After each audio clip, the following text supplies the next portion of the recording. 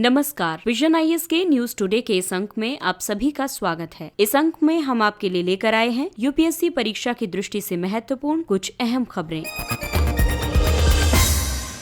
इस अंक की सबसे पहली खबर शिक्षा क्षेत्र से संबंधित है। हाल ही में एनजीओ प्रथम ने शिक्षा की वार्षिक स्थिति रिपोर्ट 2020 वेव 1 जारी की है। दरअसल annual status of education report एक वार्षिक सर्वेक्षण है जिसका उद्देश्य भारत में प्रत्येक राज्य और ग्रामीण जिले के लिए बच्चों की विद्यालयी शिक्षा की स्थिति और आधारभूत अधिगम स्तर का विश्वसनीय वार्षिक अनुमान प्रदान करना है। एसआर का प्रकाशन वर्ष 2005 से प्रतिवर्ष किया जाता है। एसआर 2020 प्रथम फोन आधारित एसआर सर्वेक्षण है। आइए अब जानते हैं एसआर रिपोर्ट के निष्कर्ष। वर्ष 2018 की तुलना में सरकारी विद्यालयों की ओर रुझान में कम बढ़ोतरी हुई है, जिसका कारण है घरेलू वित्तीय संकट और निजी विद्यालयों का स्थायी रूप से बंद हो जाना। वर्ष 2018 की तुलना में बच्चों का थोड़ा अधिक अनुपात स्कूल में नामांकित नहीं है, जिसका कारण है कि अभिभावक प्रवेश के लिए विद्यालयों के खुलने की प्रतीक्षा कर रहे हैं। वर्तमान में विद्यालय में शिक्षा प्राप्त करने वाले छात्रों में से कुछ ही छात्र विद्यालय जाने वाले प्रथम पीढ़ी के छात्र हैं। औसतन 4 में से 3 बच्चों के अभिभावकों में से कम एक ने प्राथमिक विद्यालय तक शिक्षा पूर्ण की है। आइए अब रिपोर्ट में प्रस्तुत की गई मुख्य अनुशंसाएं देखते हैं। शिक्षा में सुधार के लिए अभिभावकों को शिक्षा के बढ़ते स्तर को योजना में एकीकृत किया जा सकता है। मिश्रित अधिगम पद्धतियों को विकसित करने की आवश्यकता है, जो पारंपरिक शिक्षण अधिगम को नए तरीके से सीखने सिखाने की प्रणाली से संयोजित करती है। ये क्या कार्य करता है, कितनी अच्छी तरह से कार्य करता है और किस तक पहुंचता है और ये किसे वर्जित करता है, इसका गहन रूप से मूल्यांकन करके डिजिटल सामग्री और वितरण में सुधार करना चाहिए। रिपोर्ट में ये भी कहा गया कि 60% से अधिक नामांकित छात्रों के परिवार में केवल एक स्मार्टफोन प्रयोग होता है। अगली खबर प्रदूषण से संबंधित है। राष्ट्रीय राजधानी क्षेत्र और इससे संलग्न क्षेत्रों में वायु गुणवत्ता प्रबंधन के लिए एक आयोग के गठन से संबंधित अध्यादेश 2020 पारित किया गया है। राष्ट्रपति ने राष्ट्रीय राजधानी क्षेत्र और इससे संलग्न क्षेत्रों में वायु प्रदूषण से निपटने के लिए एक स्थायी आयोग गठित करने के लिए एक अध्यादेश पर हस्ताक्षर किए हैं। वायु प्रदूषण के मामलों में हरियाणा, पंजाब, उत्तर प्रदेश और राजस्थान के क्षेत्रों सहित एनसीआर पर इसकी अनन्य अधिकारिता होगी। ये एनसीआर और से संलग्न क्षेत्रों में वायु गुणवत्ता सूचकांक से संबंधित समस्याओं के बेहतर समन्वय, अनुसंधान, पहचान और समाधान की दिशा में कार्य करेगा। ये विभिन्न स्रोतों से पर्यावरण प्रदूषकों के उत्सर्जन या निस्सरण के लिए मानकों को निर्धारित करेगा। ये उच्चतम न्यायालय द्वारा प्रदूषण के मामलों में गठित शीर्ष निकाय, पर्यावरण प्रदूषण रोकथाम और नियंत्रण प्राधिकरण सहित अन्य सभी निकायों और प्राधिकरणों का स्थान लेगा। इस 18 सदस्यीय आयोग की अध्यक्षता केंद्र द्वारा नियुक्त एक अध्यक्ष द्वारा की जाएगी और इसका मुख्यालय दिल्ली में स्थित होगा। इसमें पर्यावरण मंत्रालय के प्रतिनिधि और दिल्ली, हरियाणा, पंजाब, उत्तर प्रदेश सहित राजस्थान से प्रतिनिधि सदस्य, केंद्रीय प्रदूषण नियंत्रण बोर्ड के तकनीकी विशेषज्ञ भी शामिल होंगे। आयोग के आदेशों के विरुद्ध अपील राष्ट्रीय हरित अधिकरण में की जाएगी और सिविल न्यायालयों की इस पर कोई अधिकारिता नहीं होगी।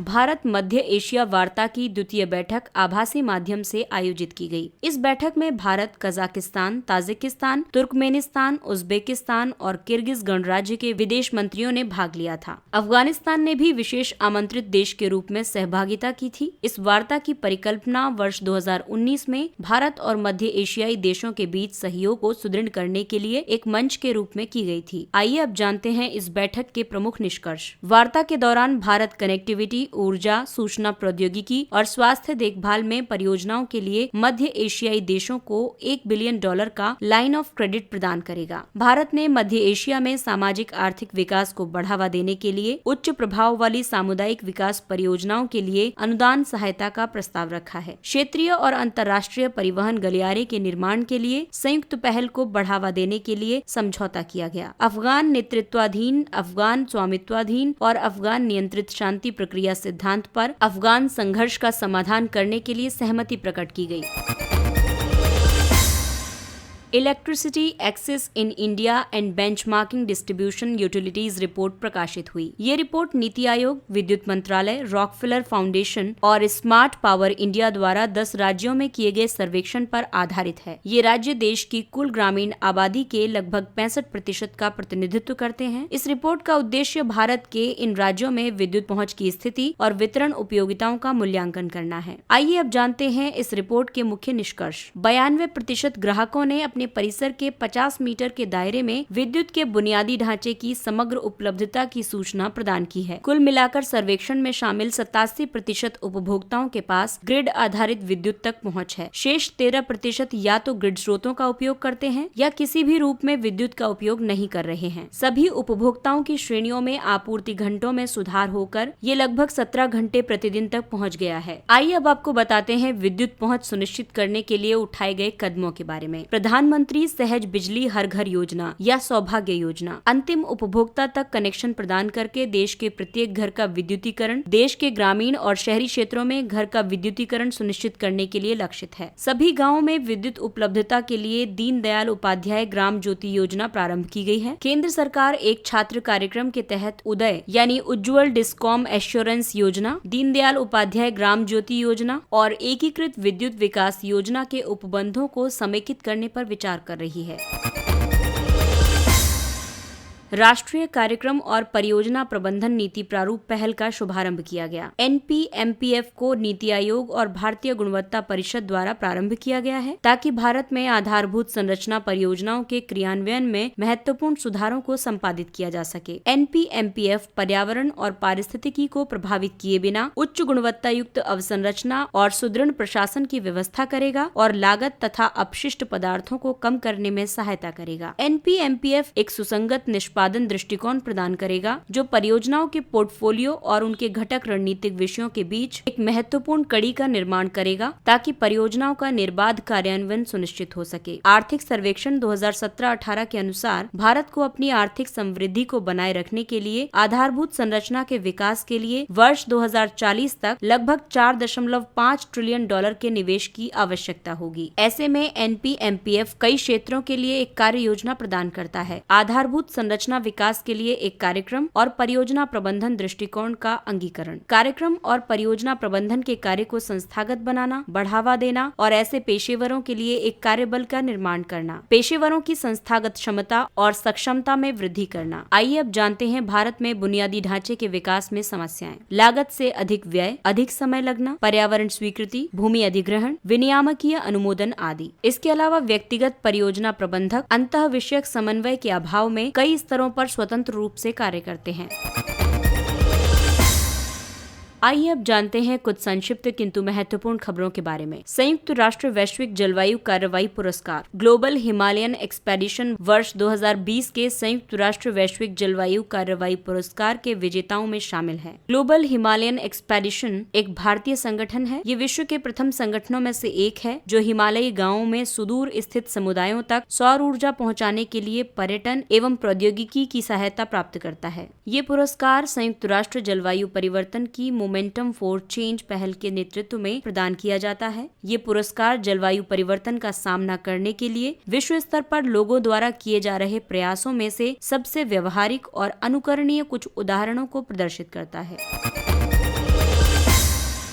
10वीं भारत यूनाइटेड किंगडम आर्थिक एवं वित्तीय वार्ता। भारत और यूनाइटेड किंगडम ने 10वें इकोनॉमिक एंड फाइनेंशियल डायलॉग के दौरान वित्तीय सेवाओं, अवसंरचना और स्थायी वित्त समझौतों पर हस्ताक्षर किए हैं। ये समझौते आर्थिक संबंधों का निर्माण करते हुए दोनों देशों में नौकरियों और निवेश को बढ़ावा देने में सहायता करेंगे। वर्ष 2007 में दोनों देशों के बीच पहले इकोनॉमिक एंड फाइनेंशियल डायलॉग के आयोजन के बाद से वर्ष 2019 में द्विपक्षीय व्यापार दोगुने से भी अधिक लगभग 24 बिलियन पाउंड का हो गया है। वित्तीय वर्ष 2019-20 में 120 नई परियोजनाओं के साथ भारत अब यूनाइटेड किंगडम के निवेश का दूसरा सबसे बड़ा स्रोत बन गया है। भारत यूएई संयुक्त उत्पादन और परस्पर व्यापार के माध्यम से रक्षा सहयोग को आगे बढ़ाने के लिए सहमत हुए। इससे आगामी 5 वर्षों में $5 बिलियन के रक्षा निर्यात लक्ष्य को प्राप्त करने में सहायता मिलेगी। संयुक्त अरब अमीरात भारत का तीसरा सबसे बड़ा व्यापारिक साझेदार है और दूसरा सबसे बड़ा निर्यात गंतव्य है। यूएई में लगभग 3.5 मिलियन प्रवासी भारतीय निवास करते हैं। यूएई इजराइल शांति समझौते ने भारत के लिए खाड़ी क्षेत्र में महत्वपूर्ण भूमिका निभाने का अवसर प्रदान किया है। इसरो भू प्रेक्षण उपग्रह EOS-01 प्रक्षेपित करेगा। EOS-01 कृषि, वानिकी और आपदा प्रबंधन सहायता आदि अनुप्रयोगों के लिए है। भू प्रेक्षण उपग्रह यानी EOS में भू सतह, जैव मंडल, ठोस मृदा, वायुमंडल और महासागरों के दीर्घकालिक वैश्विक पर्यवेक्षण के लिए डिजाइन किए गए उपग्रहों की एक श्रृंखला शामिल है। वर्ष 1988 में IRS-1A से आरंभ होकर इसरो ने कई संचालनीय EOS प्रक्षेपित किए हैं, जिनमें कार्टोसैट, ओशनसैट, इनसैट आदि शामिल हैं। इसरो और नासा वर्ष 2022 तक निसार उपग्रह का प्रक्षेपण करेंगे। NASA ISRO synthetic aperture radar यानी निसार एक दोहरी आवृत्ति वाला L बैंड और S बैंड रडार मिशन है। ये प्रत्येक 12 दिनों में 2 दिशाओं से पृथ्वी का मानचित्रण करेगा। निसार पारिस्थितिकी तंत्र में व्यवधान से लेकर हिमपरत के पिघलने और भूकंप, सुनामी, ज्वालामुखी और भूस्खलन सहित अन्य प्राकृतिक आपदाओं तक अत्यधिक स्थानिक और अस्थायी रूप से जटिल प्रक्रियाओं के निराकरण के लिए एक उपाय प्रदान करेगा। हरित पटाखे। हरित पटाखों में लिथियम, आर्सेनिक, बेरियम और सीसा जैसे प्रतिबंधित रसायन नहीं होते हैं। उन्हें सेफ वाटर रिलीजर यानी स्वास, सेफ थर्माइट क्रैकर यानी स्टार और सेफ मिनिमल एल्यूमिनियम यानी सफल क्रैकर्स कहा जाता है। हरित पटाखे जलवाष्प उत्सर्जित करते हैं और धूल के कणों को ऊपर उठने नहीं देते हैं। वे इस प्रकार डिजाइन किए गए हैं कि 30% से अधिक कणिकीय पदार्थ प्रदूषण नहीं कर सकते। इन्हें वैज्ञानिक और औद्योगिक अनुसंधान परिषद CSIR की एक प्रयोगशाला राष्ट्रीय पर्यावरण अभियांत्रिकी अनुसंधान संस्थान नीरी द्वारा विकसित किया गया है।